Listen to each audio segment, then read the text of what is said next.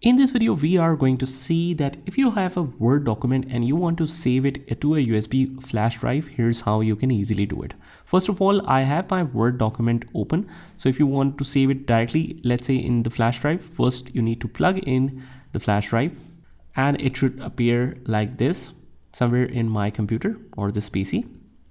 So once we have that, we click on the file in the Word document, click on Save As, choose the computer location, and we will choose the USB drive from here. If you want to save it to a particular folder, you right click anywhere and select new, click on folder, and let's save it as important files. We go to that folder just by hitting enter, and we can customize the file name. You can change the save as type and click on save. So that is how you can save it directly in USB drive. But let's say you already have this Word document in the downloads.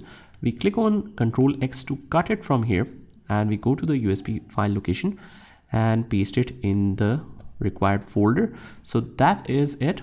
That is how you can save the Word document to a USB flash drive.